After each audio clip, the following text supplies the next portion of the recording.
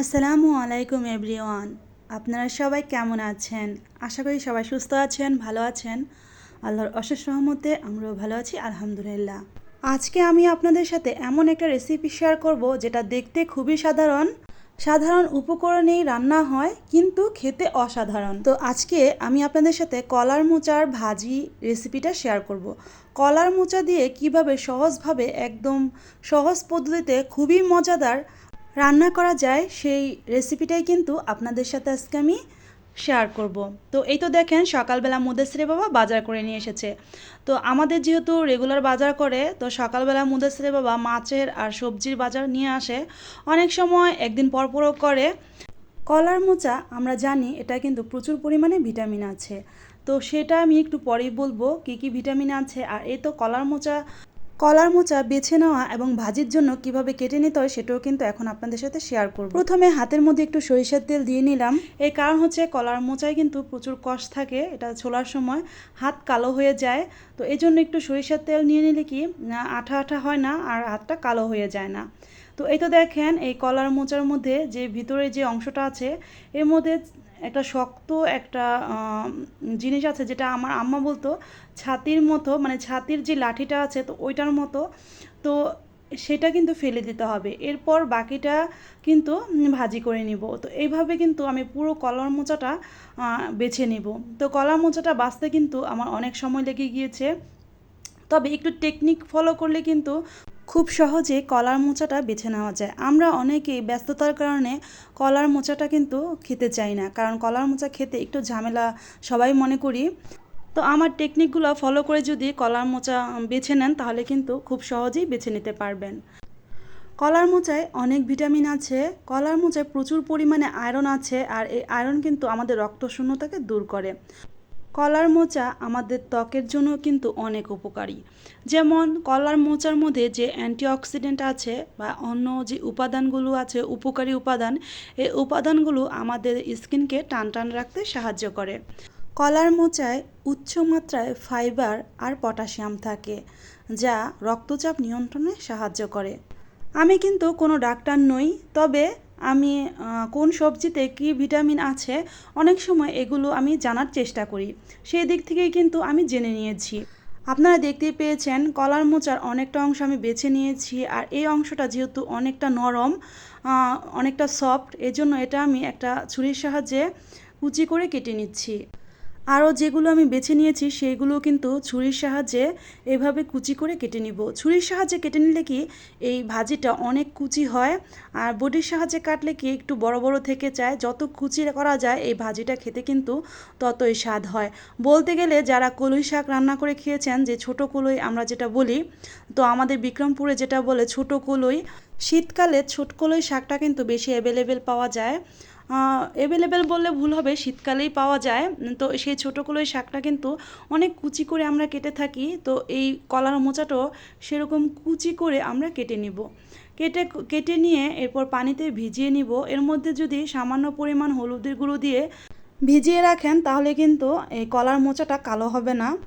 যতটা সম্ভব মানে টাটকা টাটকা রান্না করার চেষ্টা করবেন, তাহলে কিন্তু খেতে যেমন স্বাদ হয়, দেখতেও কিন্তু খুবই সুন্দর একটা কালার আসে।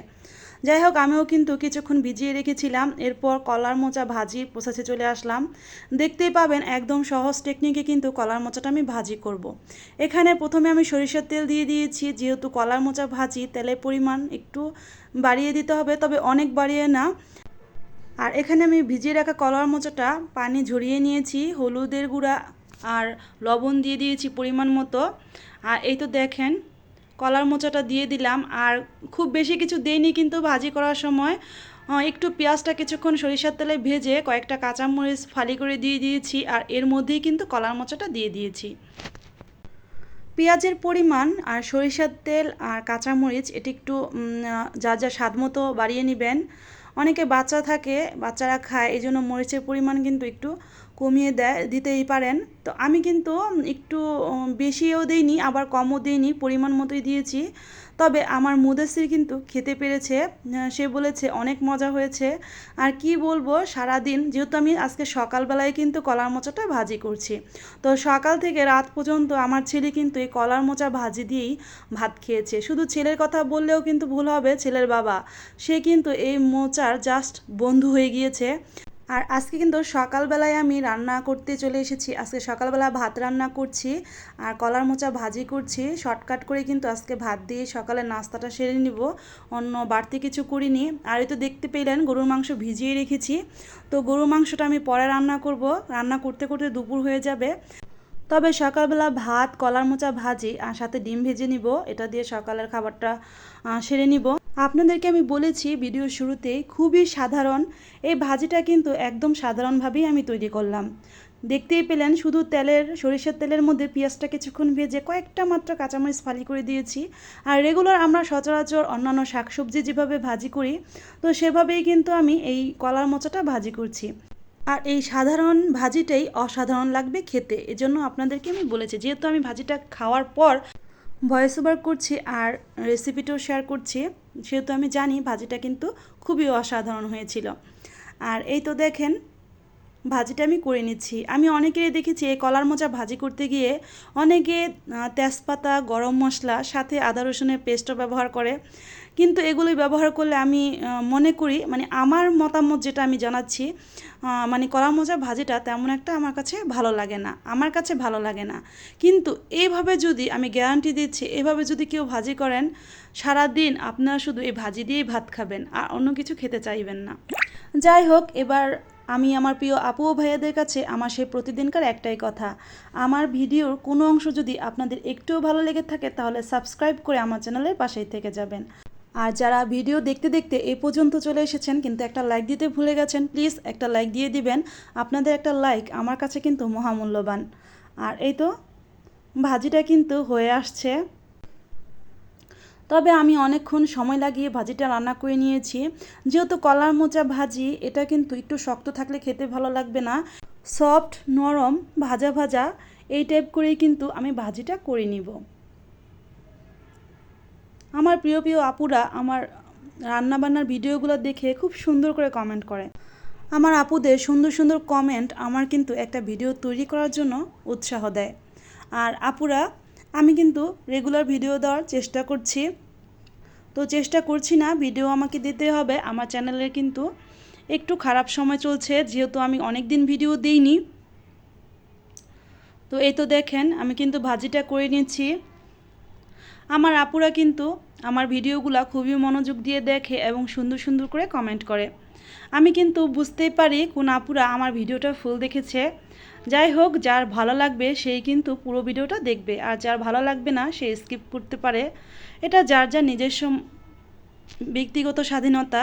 আমি যতই বলি যে ফুল দেখবেন, আসলে ভালো না লাগলে কেউকে জোর করে তো আর ভিডিওতে ধরে রাখা যায় না। যার ভালো লাগবে সেই তো ভিডিওটা দেখবে। আর এই তো ভাজিটা কিন্তু হয়ে আসছে, আমি একটু পরই ভাজিটা নামিয়ে নিব। ওইদিকে বাবা ছেলে কিন্তু ক্ষুধায় অস্থির হয়ে গিয়েছে, তারা ভাত খাবে। তো তারা ভাত খাবে আর তাদের ভাত খাওয়ার ব্যবস্থা কিন্তু আমি করছি। ভাতটা কিন্তু আপনারা দেখতেই পেয়েছেন, আরেক চুলায় আমি বসিয়ে দিয়েছিলাম। তো ভাতটা অলরেডি হয়ে গেছে, আমি ভাতটা পানিটা ঝরিয়ে নিচ্ছি। আমি অসুস্থ হয়ে দেখেছি সুস্থতা আমাদের আল্লাহর দেওয়া কত বড় একটা নিয়ামত, যেটা আমরা এখন ভোগ করছি। আসলে সুস্থ থাকলে বোঝা যায় না যে দুনিয়া কতটা কঠিন। যখন অসুস্থ হই তখনই কিন্তু বোঝা যায়। আর এই অসুস্থতার সময় যারা কিন্তু সেবা করে তাদেরই কিন্তু মনে পড়ে বেশি। আমার হাজব্যান্ড আমাকে কিন্তু প্রচুর সেবা করেছে, আমি যেহেতু অনেক অসুস্থ হয়ে গিয়েছিলাম। যাই হোক, আমার হাজব্যান্ডের সেবা আর আমার আল্লাহর দয়ায় কিন্তু আমি সুস্থ হয়েছি। শুধু হাজব্যান্ডের বললে ভুল হবে, আমার আমার ননদ ননাস জায়ও কিন্তু অনেক কষ্ট করেছে, আমাকে সেবা করেছে। আর ভাজিটা হয়ে গেছে, তাই আমি কিছু ধনিয়া পাতা কুচি করে দিলাম। আর ধনিয়া পাতা কুচি করে দেওয়ার চেষ্টা করবেন, এতে করে কিন্তু আরও ভাজির স্বাদ বেড়ে যায়। অপর পাশে কিন্তু আমি ডিম ভেজে নিচ্ছি, তো সকালে যেহেতু আমরা খাবো এই জন্য। আর এই তো দেখতেই পাচ্ছেন ভাজিটা কিন্তু একদম সফট হয়ে গিয়েছে। আর এখানে আমি একটা ডিম ভেজে নিলাম বাবা ছেলের জন্য। তো দুপুরেরটা আজকে আমি শেয়ার করছি না, সকালেই শেয়ার করছি। দুপুরে শুধু গরু মাংসটা রান্না করব। আর এই তো দেখছেন আমার কলার মোচা ভাজি রান্নার ফাইনাল লুক। আপনাদের কাছে আমার কলার মোচা ভাজি রান্নার রেসিপিটা কেমন লাগলো? সবার সুস্থতা কামনা করে আজকের মতো এখানেই ভিডিও শেষ করছি। সবাই ভালো থাকবেন। আল্লাহ হাফেজ।